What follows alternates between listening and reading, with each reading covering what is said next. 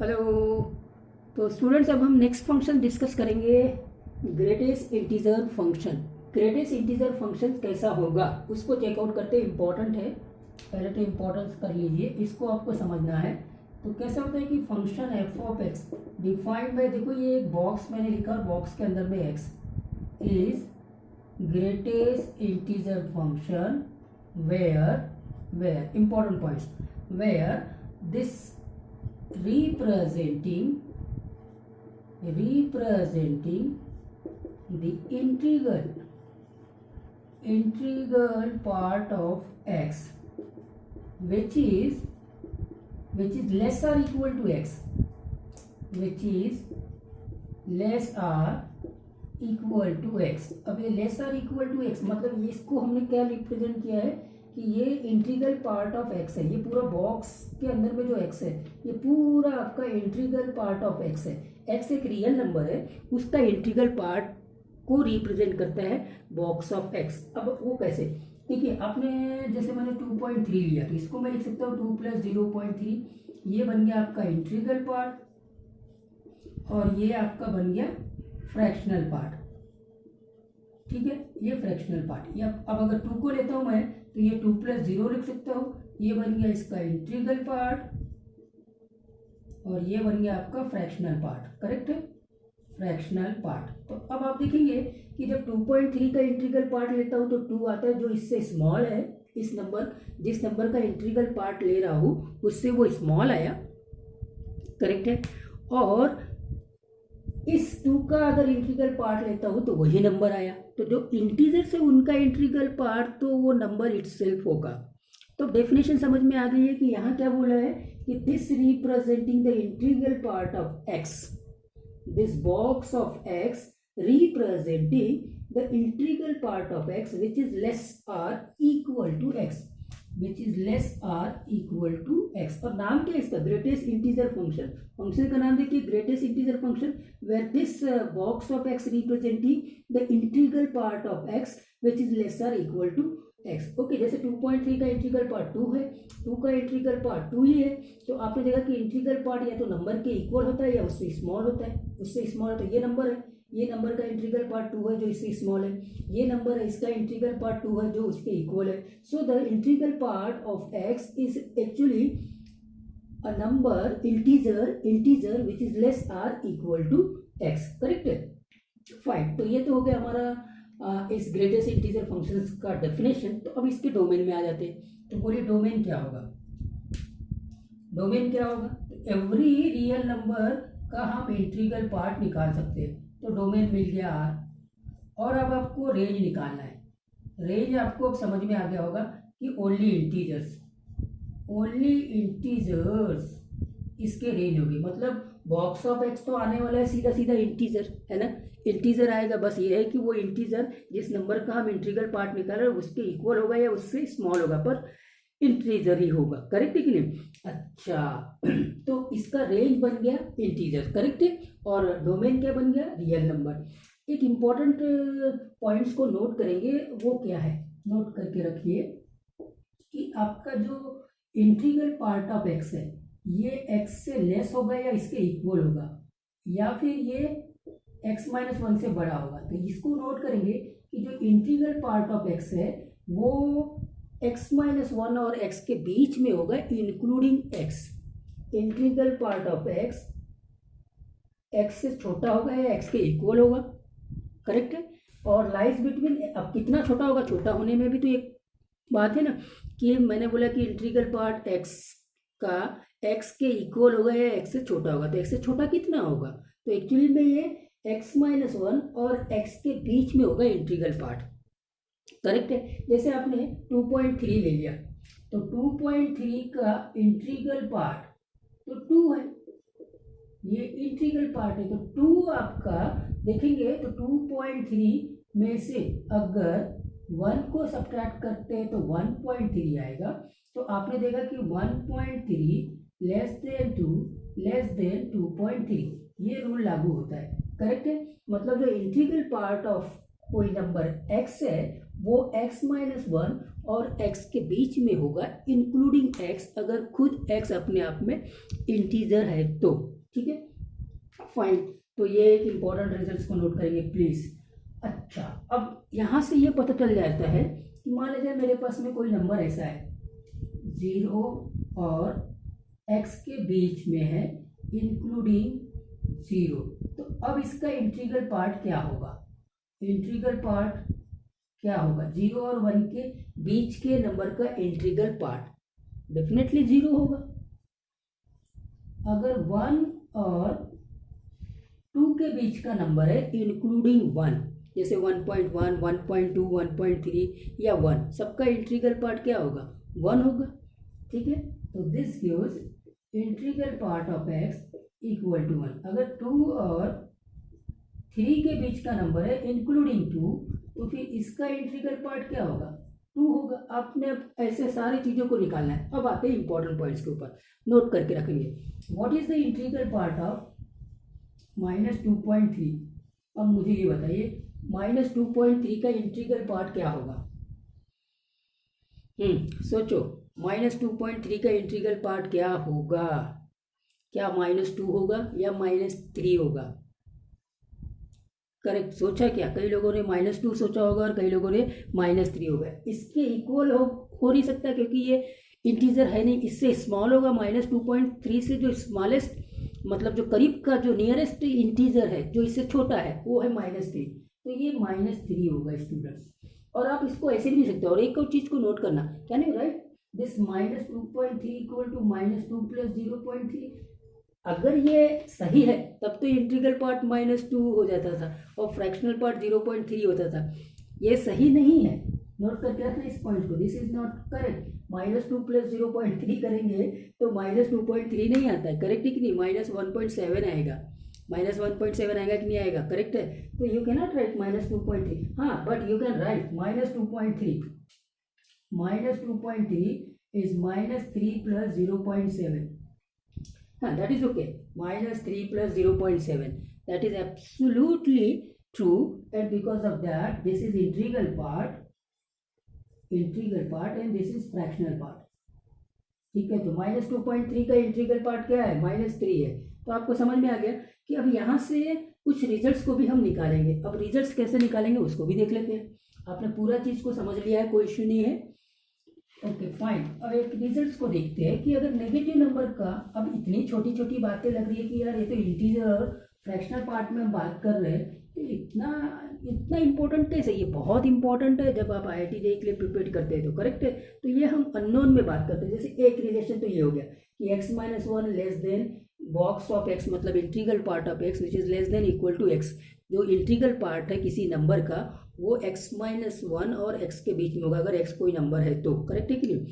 वो x के equal भी हो सकता है अगर x अपने आप में इंटीजर है तो। एक तो ये चीज, ठीक है। अब दूसरा चीज हम ये देख रहे हैं कि आपके पास में जो नेगेटिव नंबर है उसका अगर बॉक्स निकालेंगे तो वो एक्चुअली में -1 माइनस पॉजिटिव नंबर का बॉक्स आ जाता है। ये रिजल्ट को भी इम्पोर्टेंस दीजिए। कैसे? अभी हमने प्रूव किया। जैसे -2.3 का अगर मैंने इंटीग्रल पार्ट लेना है तो ये -2.3 का इंटीग्रल पार्ट तो -3 आता है, करेक्ट है। और -3 को मैं लिख सकता हूँ -1 इंटू इंटीग्रल पार्ट ऑफ 2.3, क्योंकि इंटीग्रल पार्ट ऑफ 2.3 एक्चुअली में 2 होगा, तो -2 दैट इज इक्वल टू -3। तो आप यहाँ से नोट करिए कि अगर नेगेटिव नंबर का इंटीग्रल पार्ट निकालना है, अगर x कोई नेगेटिव नंबर है तो उसका इंटीग्रल पार्ट आपका -1 माइनस पॉजिटिव x का इंटीग्रल पार्ट इसके इक्वल हो जाता है। ये दोनों रिलेशन बहुत इंपॉर्टेंट है, आपको इसको यूज करना पड़ेगा किसी प्रॉब्लम को अगर सॉल्व करना है तो, करेक्ट। और भी बहुत सारी डिस्कशंस इसमें आने वाली, बहुत सारे इंपॉर्टेंट एस्पेक्ट इसमें आने वाले हैं ग्रेटेस्ट इंटीजर फंक्शन में। अभी तो मैंने ये दो बातें बताई। अच्छा, तीसरा पॉइंट तो आप ऐसे ही लिख लीजिए, equal to x if x is an integer. अगर ये खुद अपने आप में इंटीजर है तो उसका इंटीग्रल पार्ट तो वो खुद ही नंबर होगा, करेक्ट है। तीसरा इंपॉर्टेंट पॉइंट कि आपका x अगर इंटीजर है तो उसका इंटीग्रल पार्ट खुद x हो जाएगा, करेक्ट है कि नहीं। फर्स्ट पॉइंट हो गया, सेकंड पॉइंट हो गया, 3 पॉइंट हो गया। प्लीज इनको नोट कर लीजिए। अच्छा, इसका डोमेन की बात कर ली हमने, चौथा पॉइंट भी लिख लीजिए फिर से। तो डोमेन, इस फंक्शन का डोमेन मतलब तो आर हो जाएगा, और आपका रेंज क्या हो जाएगा, रेंज इंटीजर्स हो जाएंगे, इंटीजर्स है ना। अगर इंटीजर्स की बात करूँ तो सेट ऑफ इंटीजर्स, ठीक है कि नहीं। फाइन। तो स्टूडेंट्स अब आप इसके ग्राफ में आते हैं, ये पॉइंट्स तो आपने नोट कर लिया, अब मैं ग्राफ को देखता हूँ। तो जब ग्राफ बनाएंगे तो बहुत ध्यान रखना ग्राफ कैसा आएगा, फिर उसको स्टडी करने की कोशिश करना। तो देखिए अभी हमने क्या करना है, एक्स एक्सिस वाई एक्सिस बना लेना है, ठीक है। वाई एक्सिस, एक्स एक्सिस, ये 1, ये 0। तो अब ये देखिए कि ये 0 और 1, 0 और 1, ठीक है, ये किया मैंने। 0 और 1 के बीच का कोई भी नंबर लेंगे जिसमें 0 इंक्लूड है, तो उसका इंटीग्रल पार्ट 0 आएगा। मतलब ये आउटपुट की बात को समझने की कोशिश करना। यहाँ क्या होता है, इस मशीन में कोई नंबर x जाता है तो उसका आउटपुट ये आता है, ठीक है कि नहीं, that is equal to y, correct. ये फंक्शन इस प्रकार का है, तो आउटपुट मतलब y एक्सिस के लिए y की वैल्यू। तो अब देखिए यहाँ जो भी नंबर होंगे इसमें y का वैल्यू मतलब इंटीग्रल पार्ट, समझ में आया कि y का वैल्यू कितना है, 0 है। मतलब 0 से लेके 1 के बीच के जो नंबर इनपुट के जैसे इस मशीन में जाएंगे, फंक्शन भी है जैसे मशीन, तो ग्रेटेस्ट इंटीजर फंक्शंस की जो मशीन है वो अगर 0 और 1 के बीच के नंबर को एज ए इनपुट लेगा तो आउटपुट हमेशा 0 देगा। उसको यहाँ समझने की कोशिश करें। ग्राफ समझने में बहुत प्रॉब्लम जाती है। आपने ये तो बोल लिया कि 0.2 का इंटीग्रल पार्ट 0, 0.3 का इंटीग्रल पार्ट 0, 0 का इंटीग्रल पार्ट 0, 0.5 का इंटीग्रल पार्ट 0, कोई इशू नहीं है। 0 और 1 के बीच के जितने भी नंबर्स है उनका इंटीग्रल पार्ट 0 और 0 का भी इंटीग्रल पार्ट 0। लेकिन ग्राफ में समझने में बड़ी तकलीफ जाती है। तो आपको इनपुट और आउटपुट के हिसाब से देखना है, ये इनपुट है और आउटपुट, ये जो ग्रेटेस्ट इंटीजर फंक्शन जो इंटीग्रल पार्ट को रिप्रेजेंट कर रहा है वो आउटपुट, और आउटपुट हमेशा क्या होता है, y से रिप्रेजेंट करते थे। इस नंबरों को देखिए, ये इनपुट है, ये इनपुट में आउटपुट हमेशा 0 होगा, करेक्ट है कि नहीं। तो यहाँ पे तो कोई भी पॉइंट ले लीजिए, उसका y कोऑर्डिनेट 0 है।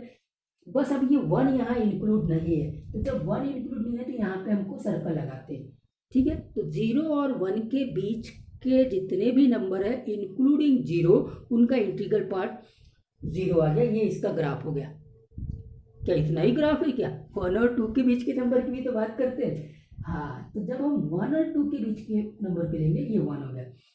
तो 1 और 2 के बीच के जो नंबर है, अभी 1 इसमें पहले वाले इसमें इस जो ग्राफ में था 1 इंक्लूड नहीं था, 1 इधर इंक्लूड होगा, करेक्ट है कि नहीं। तो 1 और 2 के बीच के जितने भी नंबर्स है इंक्लूडिंग 1, उनका इंटीग्रल पार्ट जो होगा वो 1 होगा। मतलब y की वैल्यू 1 होगी, मतलब आउटपुट 1 होगा, करेक्ट है कि नहीं। हाँ जी। तो इसका ग्राफ यहाँ से स्टार्ट होगा 1 से, और ये इस प्रकार से चलेगा। तो यहाँ पे आप देखेंगे, यहाँ पर 2 इंक्लूड नहीं होगा, ठीक है। ये एक ग्राफ और ये एक ग्राफ। अब ये ग्राफ को देखा कि जब मैंने ये बनाया और फिर जब इसको ये बनाया तो पेन को उठा लिया, मतलब ग्राफ कंटिन्यूअस नहीं है। शायद अभी तक के जितने भी हमने ग्राफ पढ़ा है, मॉडुलस फंक्शन का ग्राफ पढ़ा, आपने कांस्टेंट फंक्शंस का ग्राफ पढ़ा, ठीक है कि नहीं, क्वाड्रेटिक फंक्शंस का ग्राफ पढ़ा था, तो सारे के सारे ग्राफ कंटिन्यूअस ग्राफ थे। और अब आप गए आप डिसकंटिन्यूअस ग्राफ में। मतलब ये कंटिन्यूअस ग्राफ नहीं है, फंक्शन तो है लेकिन डिसकंटिन्यूअस फंक्शन, एक नया वर्ड आपको दे रहा हूँ जो है डिसकंटिन्यूअस, करेक्ट है। तो हाँ, ये बन गया इसका ग्राफ। अब आप यहाँ से ये पता चलेगा कि 0 और 1 के बीच के जो भी नंबर्स है उनका इंटीग्रल पार्ट 0 है, और 1 और 2 के बीच के जितने भी नंबर्स है उनका इंटीग्रल पार्ट 1 है, इंक्लूडिंग 1 का इंटीग्रल पार्ट 1 है, एंड लाइक दैट। यहाँ पे आ गया अगर 3 और यहाँ आ गया अपने 2, तो 2 से स्टार्ट करके 3 तक जाएंगे, 3 इंक्लूड नहीं होगा। ये इसका ग्राफ, 2 का इंटीग्रल पार्ट 2, 2.5 का इंटीग्रल पार्ट 2, 2.7 का integral part 2। Got the point, clear है। तो इस प्रकार से ये स्टूडेंट्स आगे बढ़ते जाएगा। चलिए इधर नीचे में आते हैं, ये -1 है, तो 0 और -1 के बीच का जो भी नंबर होगा उसका इंटीग्रल पार्ट -1 होगा, करेक्ट है कि नहीं, करेक्ट है क्या। तो ये ग्राफ यहाँ से स्टार्ट होगा और इस प्रकार से, करेक्ट है। तो अब यहाँ पे ये 0 इंक्लूड नहीं है, तो -1 का इंटीग्रल पार्ट -1 आ गया, ठीक है। इधर 0.-0.5 का इंटीग्रल पार्ट भी -1 आ गया, ये -1 है, ठीक है। -0.3 का इंटीग्रल पार्ट -1 आ गया, -1 का इंटीग्रल पार्ट -1 आ गया। आई होप दैट आप लोगों को ये सारी बात समझ में आ रही है, कोई इशू नहीं है। अगर मान लीजिए इधर मैंने यहाँ -2 ले लिया, ठीक है, तो अब यहाँ पे -2 ले लेते हैं। तो अब आप देखेंगे कि यहाँ से लेके यहाँ तक के, यहाँ से लेके यहाँ तक के, यहाँ सर्कल हाँ, अभी क्या समझ में आ रहा है कि -2 का भी इंटीग्रल पार्ट -2 है, और इधर -1.5 का भी इंटीग्रल पार्ट -2 है, करेक्ट है। -1.7 का भी इंटीग्रल पार्ट -2 है। तो ये इस प्रकार से ग्राफ हो गया, ऐसे यहाँ चलते जाएगा। ये ग्राफ डिसकंटिन्यूस ग्राफ है। डिसकंटिन्यूस किस पॉइंट के ऊपर है, देखो यहाँ से हमने शुरू किया और यहाँ आके रुक गए, मतलब इस इंटीजर पे ये ग्राफ जो है वो डिसकंटिन्यूस आता है। इंटीग्रल वैल्यूज के ऊपर ये ग्राफ डिसकंटिन्यूस आ जाता है। फिर इंटीजर से उठ के यहाँ चले गए, यहाँ डिसकंटिन्यूटी आ गई। फिर जो नंबर्स फ्रैक्शंस आ रहे हैं, फिर कंटिन्यूस है, फिर जैसे ही इंटीजर आ गया ये डिसकंटिन्यूस हो गया। तो ये ग्राफ, ये जो फंक्शन है वो डिसकंटिन्यूस फंक्शन है ना। आगे आपको जब कंटिन्यूटी और डिसकंटिन्यूटी पढ़ाएंगे उसके पहले ग्राफ को पहले समझ लीजिए। तो ये हो गया हमारा ग्रेटेस्ट इंटीजर फंक्शंस का ग्राफ। आपने सारी चीज़ों को देख लिया कि ग्रेटेस्ट इंटीजर फंक्शन में जो इंटीग्रल पार्ट ऑफ एक्स है वो एक्चुअली में एक्स के इक्वल होगा या उसके स्मॉल होगा, करेक्ट है कि नहीं। और वो जो इंटीग्रल पार्ट है वो एक्चुअली में एक्स और x-1 के बीच में होगा, इंक्लूडिंग एक्स। दूसरा, अगर नेगेटिव नंबर, ये इंपॉर्टेंट पॉइंट है, नेगेटिव नंबर का इंटीग्रल पार्ट निकालना है तो वो इक्वल हो जाएगा -1 माइनस पॉजिटिव नंबर का इंटीग्रल पार्ट, करेक्ट है कि नहीं। इंपॉर्टेंट पॉइंट्स हो गया। तो अब आपको -2.5 का अगर इंटीग्रल पार्ट निकालना है तो वो एक्चुअली में -3 होगा। लेकिन वो कैसे निकलेगा, तो भाई ऐसा है कि -1 माइनस इंटीग्रल पार्ट ऑफ 2.5, तो -1 माइनस इंटीग्रल पार्ट ऑफ 2.5 तो 2 होता है, तो -1 -2 करेंगे तो टोटल -3 आ जाएगा।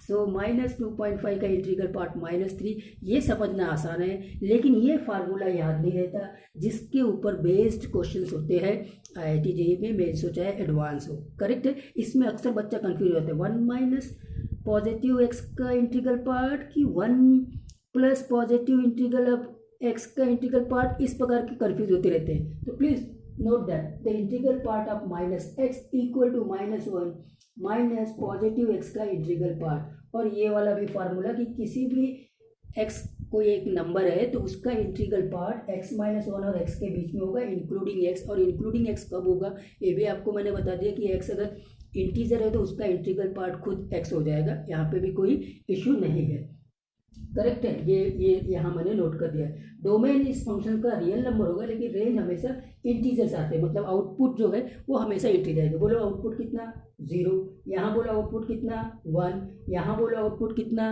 2, आगे आउटपुट कितना 3, यहाँ बोलो आउटपुट कितना -1, यहाँ बोलो आउटपुट कितना -2। तो आउटपुट जो है दैट इज रेंज जो है वो हमेशा माइनस अपना इंटीजर वैल्यूज आती है, इंटीजर्स आती है। जबकि आप किसी भी रियल नंबर का इंटीग्रल पार्ट निकाल सकते हैं। तो डोमेन इस फंक्शन का R हो गया और रेंज जो हो गया वो ओनली इंटीजर्स हो गए।